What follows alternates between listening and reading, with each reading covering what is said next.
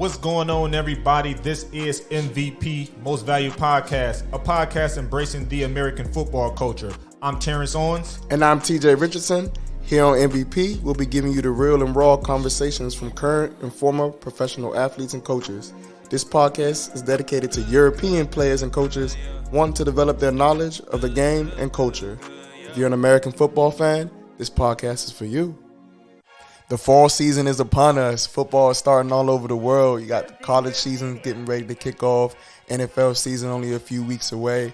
Europe, we already got it popping off. Finland's already playing. Norway, Sweden, Czech Republic, Poland, we about to get it going soon. So, yeah, I'm excited that the football season is finally upon us. Terrance, how you feeling? Man, I'm excited as well. And again, I just want to announce this right now that I am officially retired as an American football athlete. I am now transitioning to full-time coaching. I just wanted to get that, clear the air, right now. I mean, like, for everybody listening, like, don't take that to heart. Like, don't take it, like, all the way 100%, because it's a might maybe. Like, I'm just saying, man. The year is not – he said this was his last year, 2020 not over. So, I mean, he's saying that, but we'll see. Like, we'll see what the season holds. I'm just saying, when you know, you know.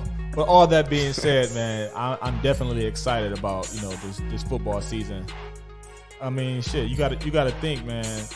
Everybody's been waiting on football. I think American football is the best sport in the world, I would say. I mean, you probably could agree. For sure, definitely agree. I mean, we've been locked out of sports in general for the last, 4 or 5 months. So just to have sports, having the NBA in the bubble, that's been good to be able to watch that. I know they have the Champions League in soccer here in Europe, so that's been big too. But of course, having football back, that's like the king of the sports for me. So like having that back is like that really kicks off the fall for me. Like that's like, okay, it's really fall, it's really that time. Like, absolutely. This league is getting ready to play again.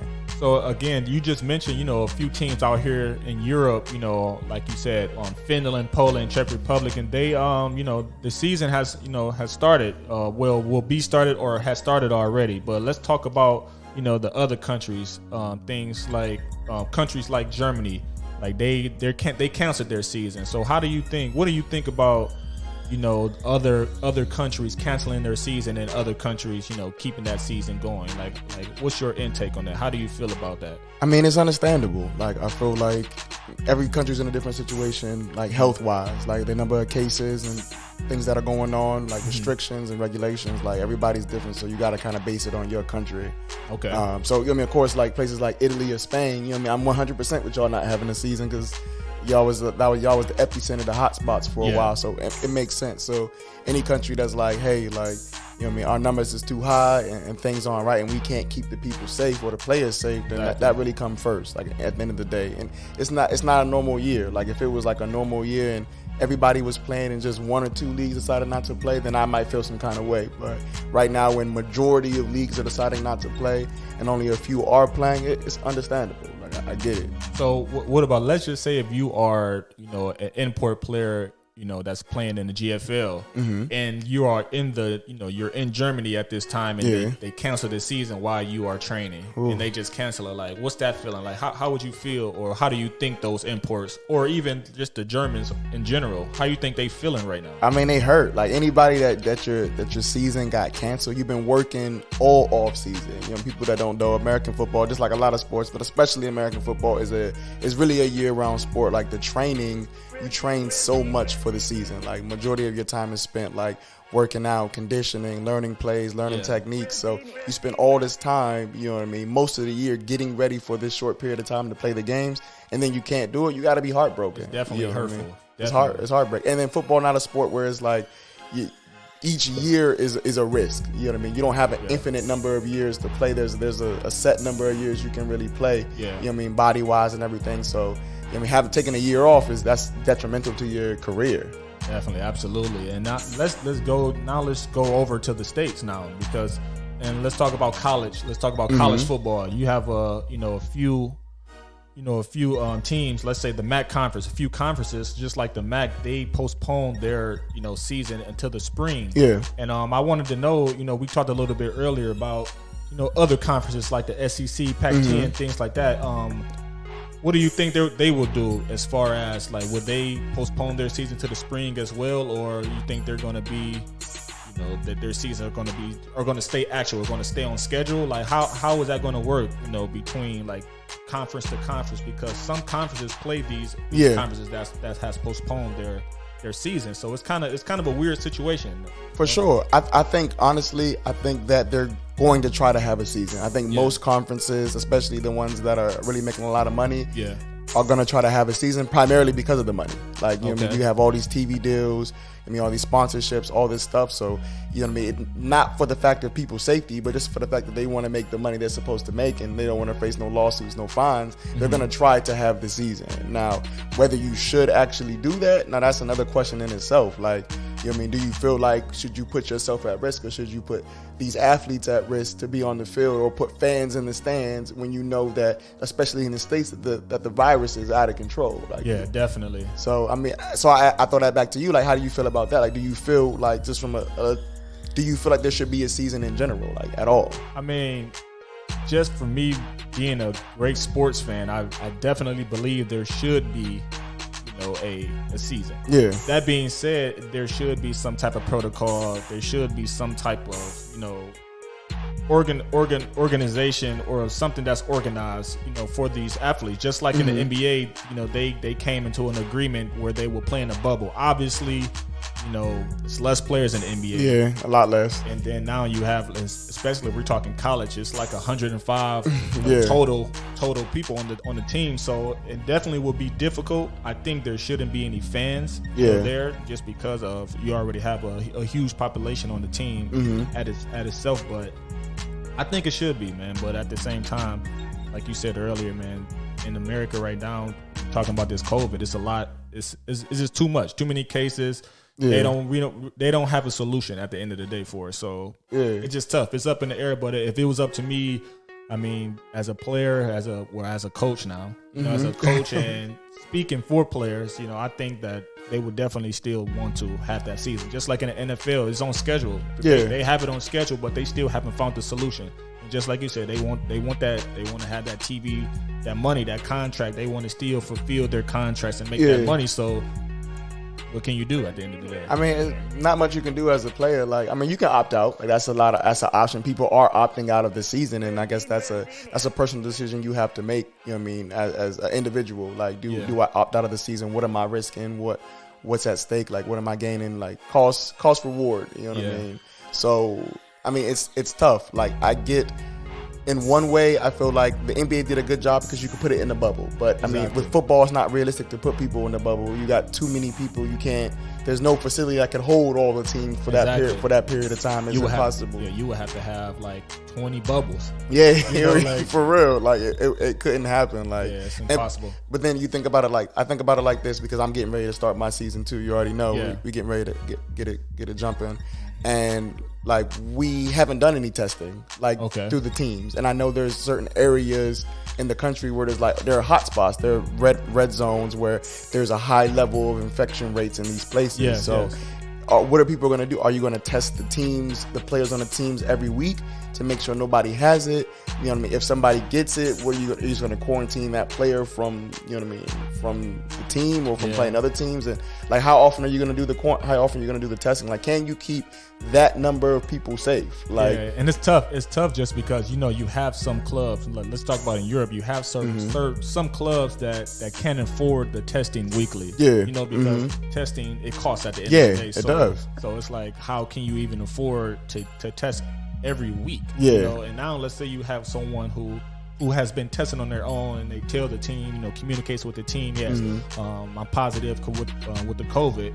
So now everybody should get tested now. Yeah. So should they come out their own pocket to get tested, or it's kind of a fiasco at the end of the day. So it's a crazy situation, man, to even be in. But again, this is the year of 2020, man. Yeah, like, everything it's been a lot of weird things happening this year, man. For sure. And football is not. It's not badminton. It's not tennis. There ain't no social distancing in football. Like, the whole point is to get contact with each other. Like, So if somebody has COVID on the field playing, they're going to give it to somebody else because it's just the nature of the game. There's no way around that. So even for the NFL, I'm just like, For European leagues, it's almost nearly impossible to be able to manage that. Like, you got to have a crazy budget to be able to test that often and make sure nobody has it. And understand who's becoming in contact with who. Like, there's no way, you know what I mean, even for the NFL's to tell them. So I'm shocked.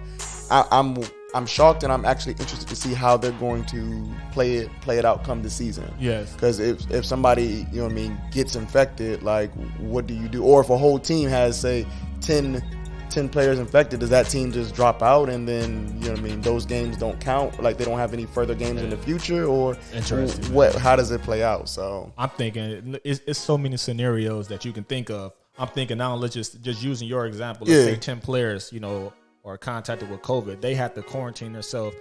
Maybe the coaches may pick up that guy that was previously playing in the XFL or waiting on that chance. Maybe this is their time. Yeah. You know, you ever seen The Replacement? Yeah, I feel you. That movie? Like, maybe this is their time to showcase their talent for those 2 weeks of those players quarantining. Or I got you. I mean, but who knows how that would go, because now let's say they bring these players in and they're positive. Yeah, so it's a crazy situation. Right. And what if you lose your quarterback? Like, what if you lose Pat Mahomes? Like, you know what I mean? How are you even going to play? Like, how are you even going to? Hey, the next man must step up at the end. That's of the how it should go. Yeah. Get that man half a bill. So I mean, we'll see. Like.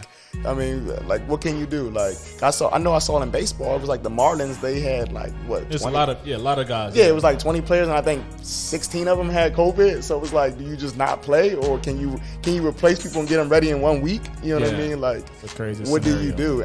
Honestly, for me, it's hard to picture, especially with flu season coming and everything happening.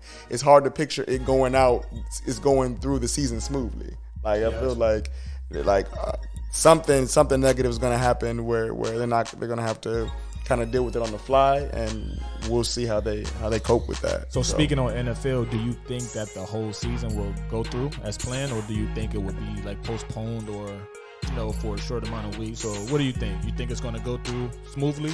I definitely don't think it's going to go through obviously smoothly. With complications, but as far as still weekly games, I think that for the first few weeks it'll probably go relatively smooth per se. Okay. You know what I mean? I think once you get to like November, around that time, then I think it's gonna be tough to kind of keep things going that long. I think you'll have, like I said, I think maybe 4 or 5 weeks, you know, maybe 6 that you can make it work, but then eventually I feel like cases are gonna go crazy. You know what I mean? It's flu season. It's gonna be hard for the season to stay on schedule the way that it's supposed to. I don't know if they're gonna do. They're going to start playing like maybe half the games 1 week, half the games another week, try to extend the season. I don't know, but I can't see it going through all the way without, you know, any complications or any issues. I got you. So let's talk about this. Briefly earlier we talked about high school. You know, let's say in the States, you know, a lot of high school programs have been canceled because of COVID. And now we talked about before about the seniors. Let's say that the COVID season, that season is over, but let's talk about the seniors now. Like, how do you feel about them going to the next level, or will that hurt their chances, you know, or going to college, you know, going to play in that next level? Like, how do you think their season will be without that senior year? I think it's really tough. I think it's tough not only for high school seniors, but college seniors too, trying to make it to the pros. I think when you're trying to elevate to the next level, that senior season is extremely important, if not the most important. So I think it's unfortunate, because it's almost at the high school level, there's not much you can really do to kind of make up for it. Like, maybe you can go to some more camps if they host the camps. Who knows if they're even going to have the camps? Maybe some 7-on-7 tournaments. But I mean, that's not really. I mean, that's underwear stuff, like underwear Olympics. Like, it's not really telling coaches like what you can really do. And not every player, or a lot of players, are not combined 7-on-7 kind of players. Yeah. Like, you know what I mean? You don't get their full value from doing that kind of displays of talent. So it's tough to say. Like, I really feel bad, because I don't think there's really a way around it. Now, what I would hope for is like some kind of extra year of eligibility. So either for high school players, maybe them going to a prep school for a year after high school to be able to, you know what I mean, get another year of film, and colleges and everything allowing that without any issues. And then for college players, for them to have another year eligibility, because it's more simple. They can just graduate but still have a year on the field playing. So I think those would be the there's no real simple way, but those would be the easiest ways to kind of make up for it. But honestly, if you just say, hey, you're not going to have a senior season, then that's going to take a lot of players off the field. Yeah, I think that may be the best solution, really. Like if, like we're talking about the senior season, like the seniors not having that senior season. I think, high school is going to that prep school just to get more time to get that senior season back, but for sure. Still advanced. But that prep school is literally what it says. It's prepping you, to get in on that college level. College players, having that extra eligibility, to actually get more film. Because now, let's say you play let's go to high school. You play as a freshman. Well, usually in high school, you typically play varsity as a junior. Well, in my case, I played as a junior, but nowadays, you have true freshmen playing varsity. That being said, though, you don't have a senior year, and now you're just losing out on so much film. You never know. Like, let's say you projected top 5, in the country, but then your whole senior season, yes, you may get a scholarship because you are those good players. You're a great player, but what about those players that's on the bubble? And that's who really it affects. Like if you're being top 150, you're good. You're gonna go to college regardless. Like I mean, they're gonna put you in it. But it's those bubble players, those people on the margins who are just need this senior season to get a scholarship or to prove that they're worthy of playing college football. Like that's the people that really, really need this. But that's the majority of the players in college. It's not, it's ESPN 150 for a reason. It's not, 10,000 players, ranked that high. So a lot of the players on your programs, they need this. Your walk-ons, absolutely. Your lower, the recruits you get later on, like they need this time. And if they don't get it here, then where they're going to get it. Exactly. Well, TJ, you talked a little bit earlier about, the season in Poland. It's actually actual. Yes, sir. And you are, playing in Poland. So I want to ask you, a few things like, how do you feel about the upcoming season? Because, the season is right around the corner, actually. Yeah. Our season starts next week. I'm excited for it. Like I'm excited for it. I've been training hard like all off season. So, for me, it's like I didn't want to miss out on a season of football. I know all the risks that come involved, and I understand what's going on, but I really wanted to play. Now, if they said I couldn't play, then it is what it is. But if I have the opportunity to play, then I'm going to. So, how has the team, like being at the practices together, like how is the team like preparing itself, like preparing, how are you guys preparing for this upcoming season, dealing with the COVID at the same time? Like how basically what I'm asking you is like, how is the practices being managed? Is it being managed in a different way, or is it just still like a normal training camp type of deal? I mean, I say when we first started, because we started back in like May, just doing kind of conditioning, trying to get back in shape. So as soon as they opened the facilities up and they said, hey, at first football players couldn't do it, or American football players couldn't do it because there was too many numbers. So once it got to the point where it was like, hey, you can have this number of players. At first we were just doing like separate groups. We'd be on the same field but on different ends of the field doing conditioning. When they upped the numbers, then we just did a lot of conditioning to kind of get ourselves back in shape, which was hard because once we were ready to go in March, and then you got the rest of March, April, May, and then June is when you're really getting back into it.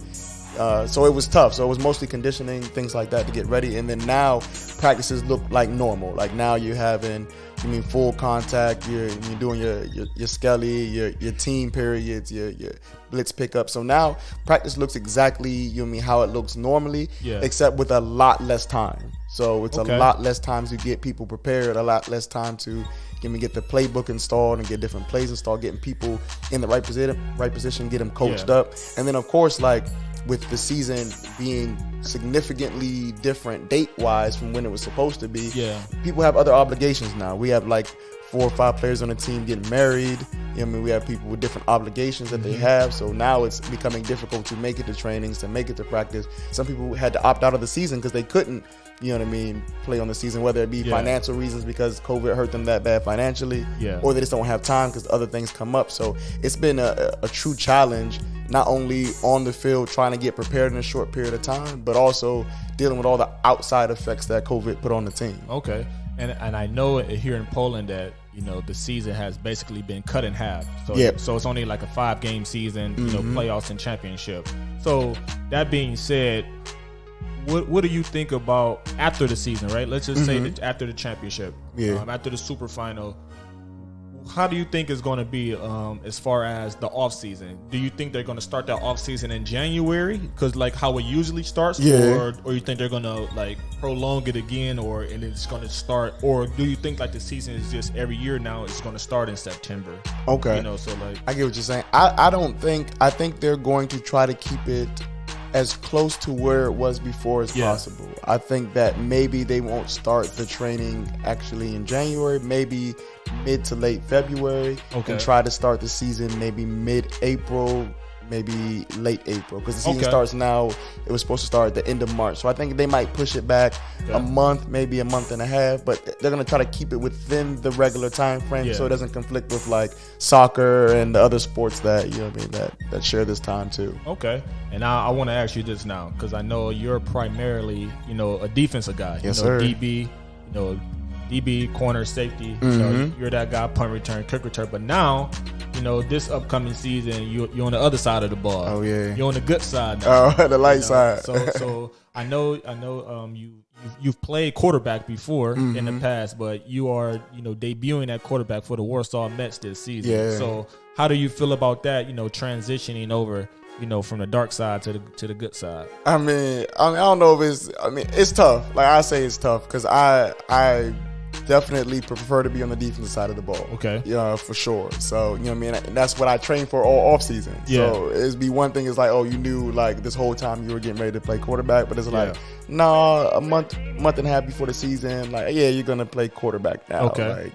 Like, that's really the situation. So how's that transition been for how's the different preparation how has it been? I should say it's completely different for me. Like even everything from the weight room to the way that I watch film to my practice, everything is way different. I can say practices are a lot better being quarterback because a lot less running. You less physical. You're less physical. You don't get hit. Like I stay.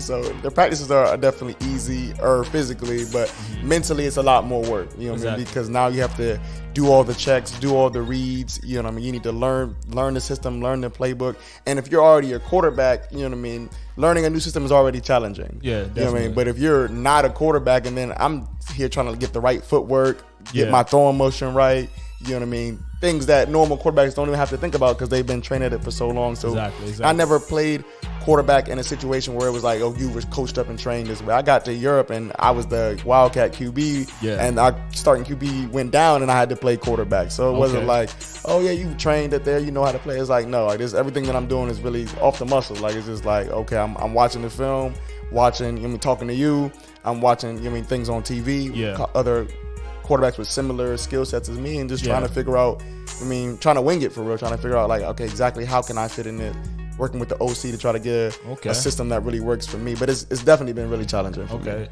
Is it any doubts or like nervousness like going into this season as a quarterback, or is it more of you just decided to get back on that field because of it's been so prolonged? Yeah, I'm excited to get back on the field, but I definitely for sure like the confidence is always going to be there, but now it's just a lot more, I would say a lot more pressure now. Okay. Because it's kind of like doing something with your left hand or doing something with something that you don't. Comfort zone. Yeah, you're out of your comfort zone. If it was like you had to go play DB on a short season, all right, whatever, we can go do that. Like it's nothing. Like I'm have the same confidence as ever. But now it's like, for me, it's just a lot more focused of a season. Like for me, it's like, all right, I'm really taking time to really watch the film, really see what other teams are doing, really try to work on my technique. And I don't even have time to really think about the competition. Like I don't have time to think about, what other people are saying or what other people are doing or what they think about. I have to really focus on me. I got to see like, okay, how defense lined up, and then how can I work in that system. So it's really,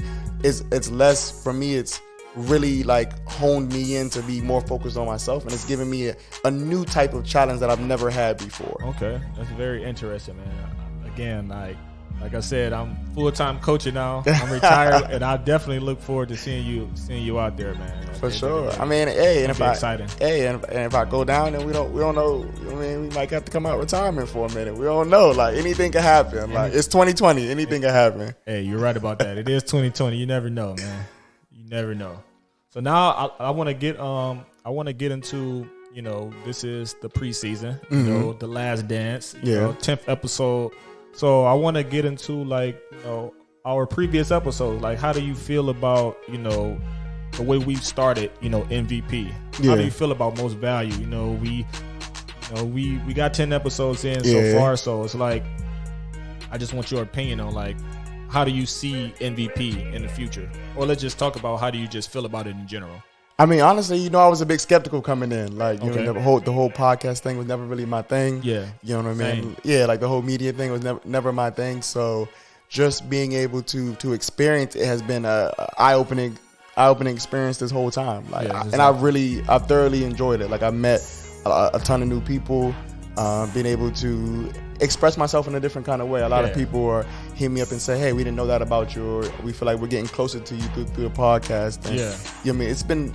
It's been a fun learning experience. Every time we get together and we do the game plan for it and we figure out what we want to talk about and everything with our guests, it's like it's fun. It's not work. It's been excitement. So every episode that we've done has been like a new experience, a new challenge. I'm trying to get better speaking on the mic or being more clear and just all the small things. So it's been like one of those kind of challenges that you're happy to do, like that you're happy to be a part of. And I think for our first season, being true novice at this kind of in this field, like I thought it was amazing. Like I thought we really put together some amazing episodes. And shout out to everybody that's been a part of the process, that's given the feedback, that's given the comments to help us to get better. Shout out to our media guy, Machek Biawe. Like shout out to him. Like he does all of our media as far as making the banners and promotions for each episode. So he's been a huge part of the team. So that's our guy, man. Yeah. So I think it's been great. It's been a really fun experience. How about you? What do you feel about it? How do you think? Yeah, like just like you said, man. Like going into it,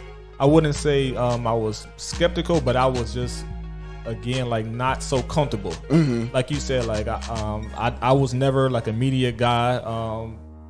I'm working on speaking, speaking more in front of that microphone. Yeah. So it's just a new field. I've been playing, American football my whole life and been doing in other fields. And now to us to just jump into something completely different, it's quite intimidating. But at the same time, man, it is fun. So I enjoy doing it. So like when we first got into it, I was more just thirsty to just let's get on the mic, man. Let's just talk our stuff, man. Let's just see how it goes. But now, like we have a little bit of structure. We've been planning.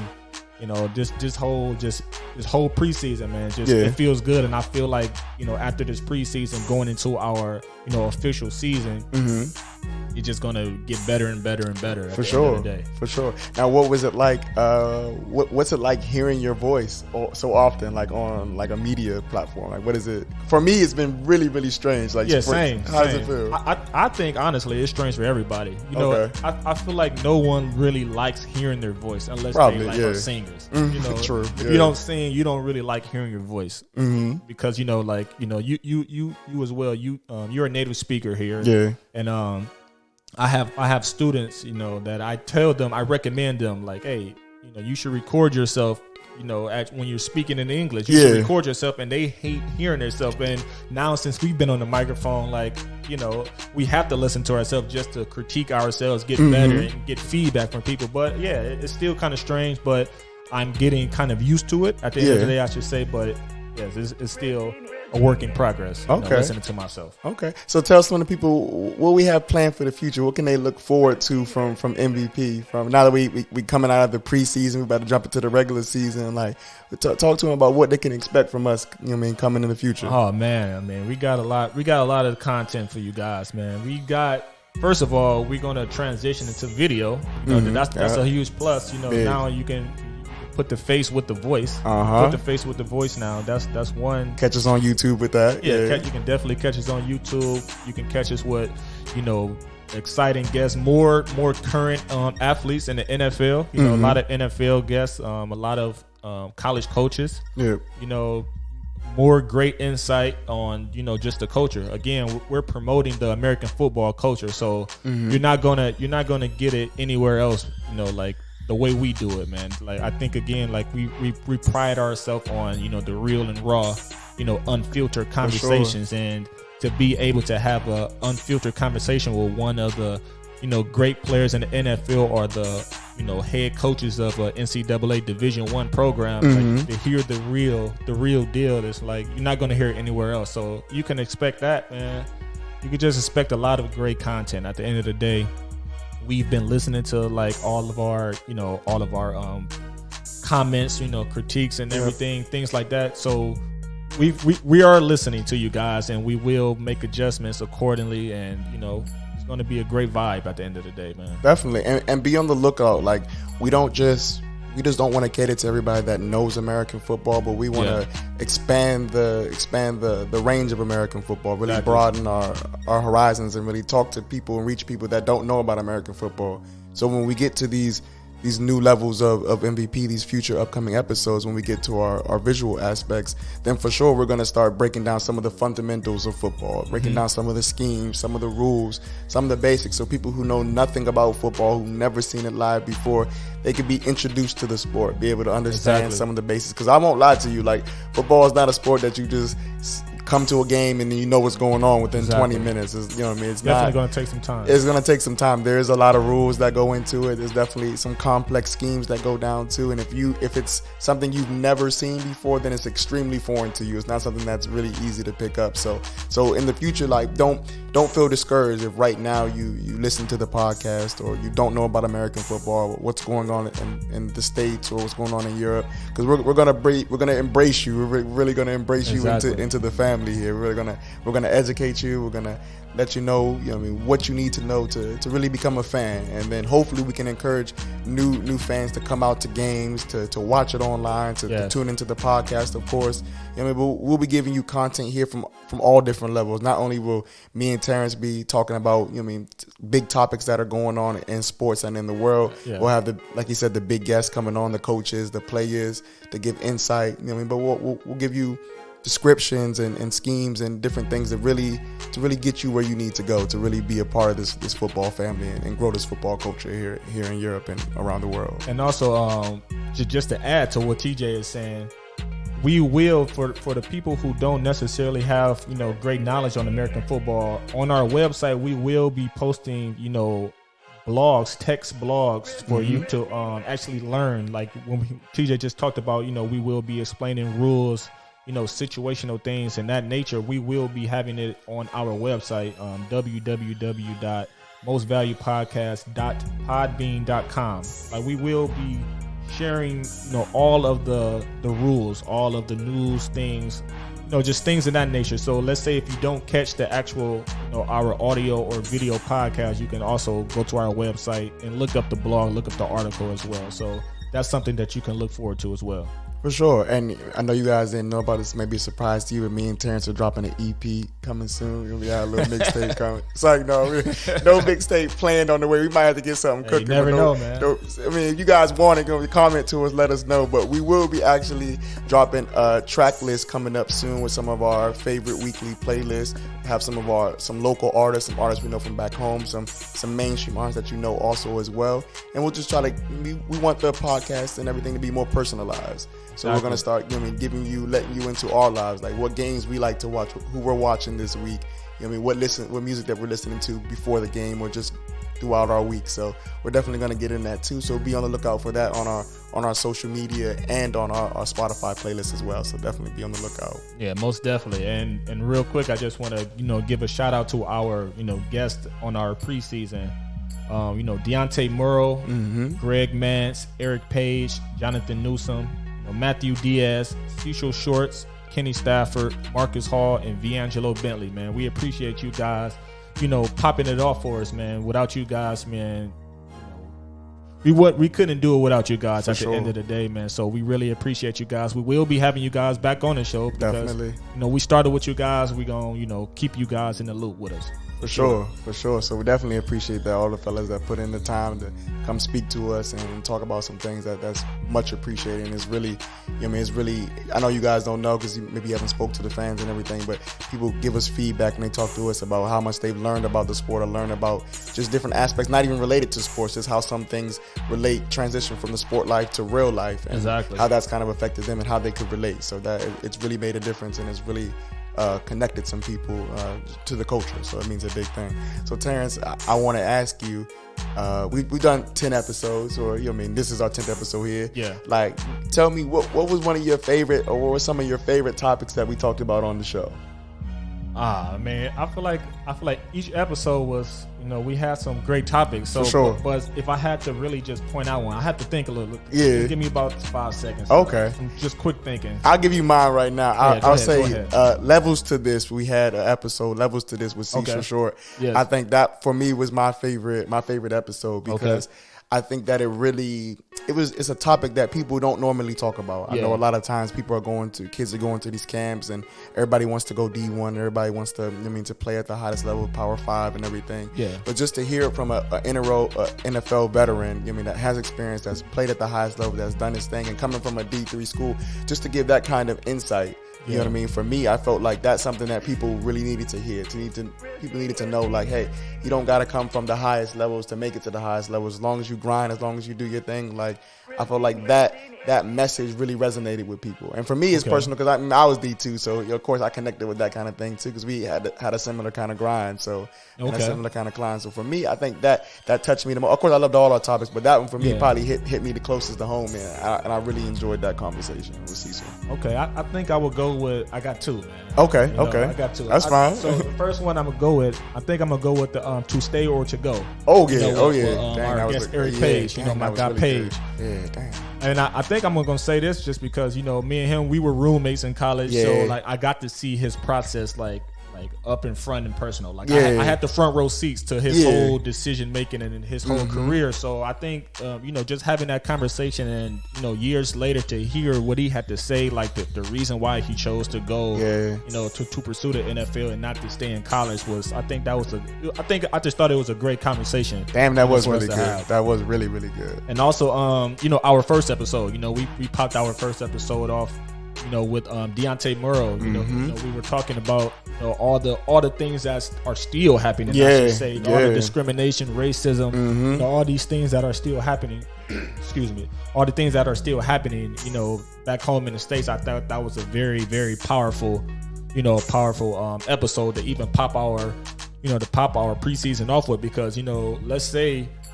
That episode right there could have been very controversial for a lot of people. For sure. Maybe no one would like to even dive deep into those conversations that we had. So I think it was a necessary, conversation, a necessary episode to have, just because of that current time, with George Floyd. For an example, I'm talking about with the just the racism, but we still had the racism. We went to with Deontay Murrow about him at the University of Iowa. There was a lot of prejudice there going on, and a lot of just a lot of things that shouldn't be going on. And for him to give us that unfiltered, conversation of what happened, that was big time. So I would say again, all of them, all of our episodes were pretty much, but I feel like the to stay or to go was the one that really resonated with me. That one really kicked everything off too. Like that was really like a big topic, like you said, something that's still going on today. We know about the Jacob Blake shooting recently in Kenesha, Washington, unfortunately. But that's something like a topic that we got on that was really that hit close to home for a lot of people, not only just us, but a lot of people out there, and it's really shined the light on things that people didn't know. I know a lot of people came to me after the episode and say, "Hey, we didn't even know things like that were going on there." Like, exactly. We didn't know that was still a problem in 2020 in the United States. So, that was definitely an eye-opening thing, and I like that. I like that. Of course, we love talking about sports. This is a sports podcast, but I like to integrate the real world things that go on in life, like things that happen. Not only in sports, that happen in life, because those things affect us. Like those things, affect people on the field. You see right now with the NBA, them walking out of the bubble for the playoffs. Like, that stuff, like it doesn't just stick to what's on the streets. That comes onto the field too. That's real life. You have to deal with when the whistle ends the game. Like you still got to deal with those things. So absolutely, I like topics where we can really get into what's going on in the world as well. And this is what I like about our platform. Like we have created our own platform to shed light on, very important topics that's going on, very current events that's going on in the world right now, and for us to have our opinion, on these topics and have, guests like coaches and, players and things like that to give their insight and their opinions on certain topics or certain questions that we will have. I think that's this is just a great time for us to have this platform at the end of the day. For sure. No, this is why it's most valued, man. We most valued at the end of the day. Definitely. That's a big thing for us right there. So we appreciate you guys tuning in. Remember to subscribe to us on Spotify, Apple Podcasts, and YouTube. Follow us on all our social media, on Twitter, on Facebook, on Instagram. Yep. We're getting connected with you guys. There you can see us on our daily lives, what we go through, what's going on, how we're working behind the scenes with things that we're doing with the podcast. We're continually working in the background to bring you guys new content and bring you guys new things. So definitely interact with us on there. Don't feel like it's a kind of social media or thing where you can't reach out to the people. Like, you can reach out and you can touch us. Like, you can talk to us. We're here. Like, we're not just gonna read. We see everything. We listen. We apply everything that you guys say to us, man. For sure. That's big. So, one last time for the preseason. We're about to get out of here, but it's not the end. It's the last dance just for the preseason. We're getting ready to bring it back better than ever. All right. See you guys soon. Peace.